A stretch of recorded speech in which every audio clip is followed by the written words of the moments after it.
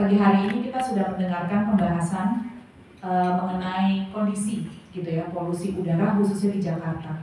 Dan tadi pagi kita sudah mendengarkan bahwa mayoritas sumber dari polusi udara, jadi mayoritas yang sumber yang menyumbang pada beban polusi udara khususnya di Jakarta itu berasal dari polusi yang berasal dari buangan knalpot ya, atau tailpipe emission.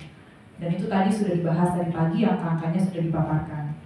Kemudian yang juga kita sudah ketahui tadi pagi itu adalah bahwa masalahnya itu terdapat pada kualitas BBM, khususnya kandungan sulfur, gitu ya. Jadi kalau bicara kualitas BBM mungkin banyak dimensinya, tetapi tadi pagi kita sudah membahas bahwa tingginya kandungan sulfur dalam BBM itu yang menjadi masalah, gitu kan. Nah, kemudian yang juga kita sudah bahas tadi pagi adalah bahwa regulasinya sebenarnya sudah ada, yaitu yang ada di judul ini, regulasi Euro 4, standar Euro 4 gitu ya, Euro 4. Ada juga dibahas bahwa sebenarnya kita ketinggalan gitu kan untuk penerapan standar Euro 4 gitu ya. Dan juga sudah dibahas bahwa dari sisi mesin memang sudah diterapkan gitu, tapi mungkin yang belum adalah pasokan BBM-nya, belum mengikuti standar Euro 4 tersebut gitu. Artinya kenapa? Karena sulfurnya masih tinggi.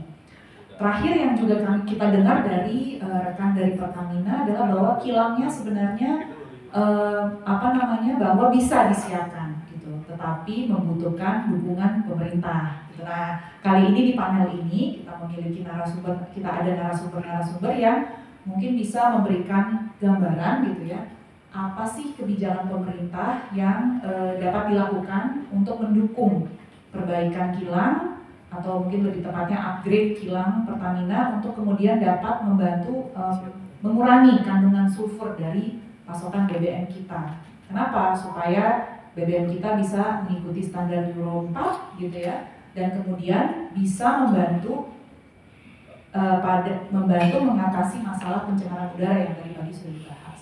Nah, tanpa menunda, saya akan mempersilakan Pak Deputi ya, Pak Rahmat Kaimuddin untuk memulai paparan ya, untuk kick off panel ini ya, dengan paparan mengenai garis besar kebijakan pemerintah akan seperti apa. Dan sesuai dengan judul panel mungkin ya Pak Rahmat, kami juga nanti akan juga mencoba untuk membahas apa sih dukungan pemerintah ya untuk upaya perbaikan kualitas BBM ini, dan yang kedua nanti ke masyarakat dampaknya seperti apa kira-kira gitu Pak.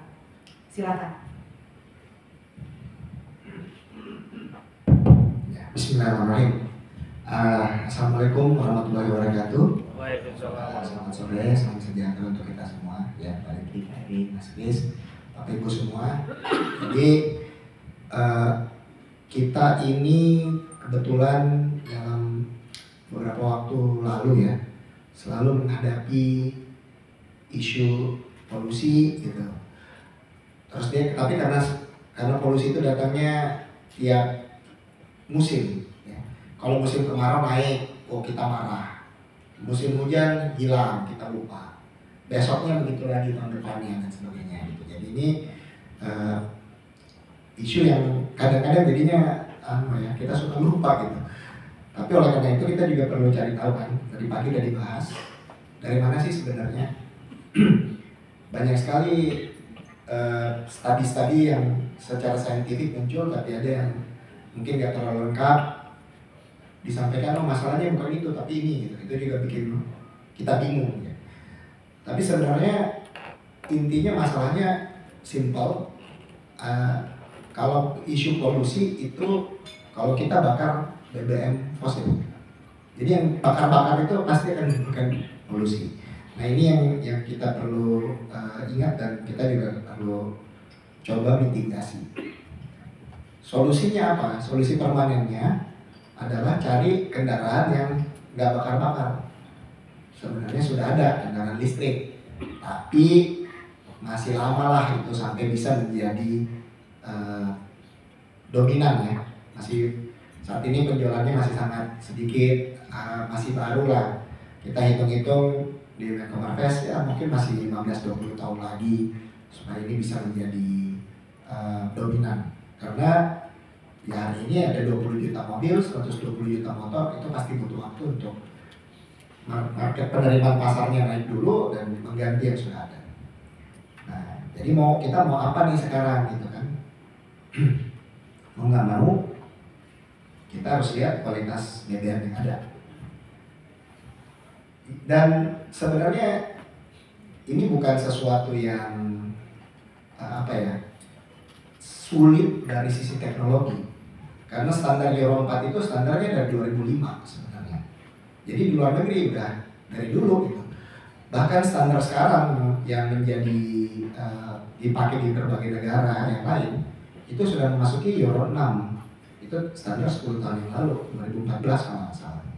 Nah, Indonesia aja yang memang hari ini karena berbagai keterbatasan kita masih stuck.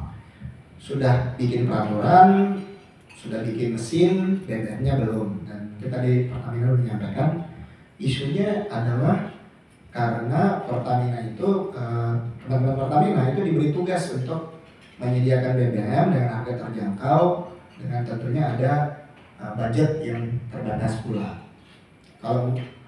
Dan unfortunately ini juga yang harus kita ingat ya, sayangnya Indonesia itu adalah negara importir minyak. Jadi ya ibaratnya ya kita jadi ketergantungan benda yang saat ini masih kita impor. Saya suka bercanda ya teman-teman. Nah, walaupun kita impor minyak, kita juga memberikan subsidi BBM kepada masyarakat. Ini menjadi ibaratnya kebutuhan tertentu udah kita bergantung gitu ya. Tapi ini barang yang kita impor. Sebenarnya yang kita butuhkan kan bukanlah BBM-nya, yang kita butuhkan adalah mobilitas, ya perpindahan ini. Nah, tapi saat ini perpindahan itu menggunakan kendaraan yang pakai BBM, jadi secara langsung kita tergantung sama BBM. Jadi bagaimana caranya nih kita break gitu kan? Kalau analogi saya ini kayak dulu kita punya kebun tembakau gitu ya di Temanggung, terus kita bayar pegawai-pegawai kita pakai AC rokok gitu ya. Karena punya sendiri, dia jadi ketergantungan rokok.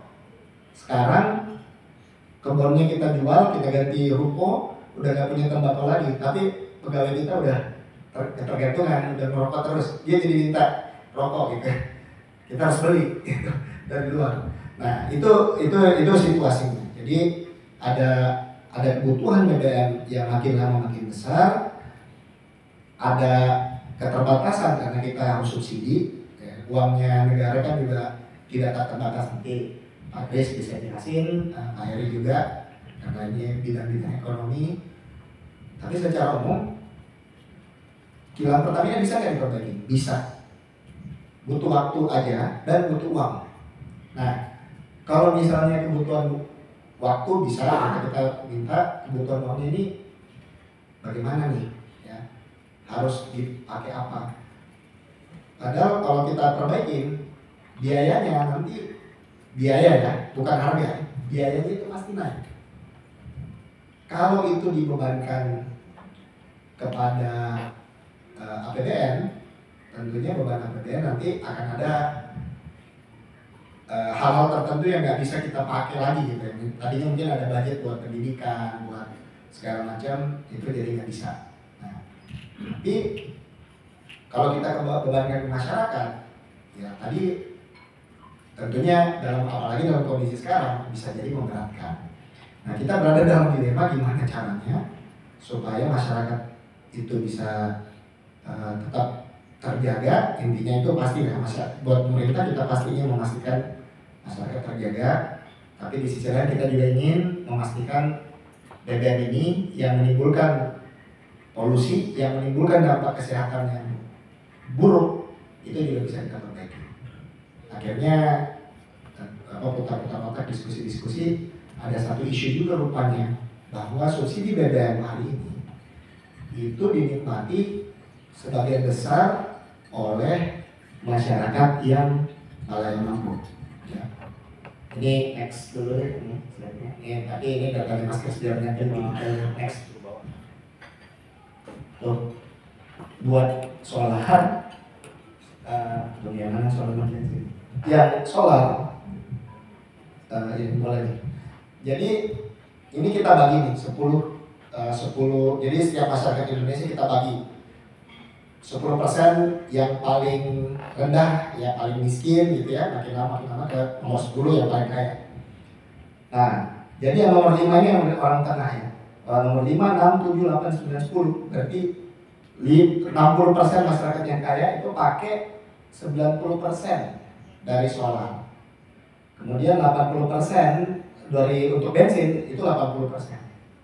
Jadi ya kasarnya makin kaya dia, makin banyak pakai BBM yang notabene juga bersubsidi. Ini secara apa ya? Secara garis besar. Nah, mungkin kita lihat kalau dari sisi ininya ya. Kita next. Ini kalau kita hitungan simpel-simpelan ya. Kenapa bisa begini? Karena kalau orang yang ekonominya belum terlalu mampu, ya biasanya dia akan paling naik motor. Ya, kalau naik motor, mungkin dia pada saat udah mulai punya uang dia beli mobil. Kalau dia kaya ya mobilnya 2 gitu misalnya. Nah, kalau orang naik motor, pasti jarak tempuhnya itu misalnya jarak tempuhnya mirip-mirip. Dia pemakaian bensinnya pasti lebih sedikit daripada orang yang naik mobil. Karena mesinnya mobil lebih besar, lebih makan bensin lebih banyak. Jadi kita hitung kasar-kasaran nih. Misalnya orang naik motor, dia pakai bensin berapa gitu ya.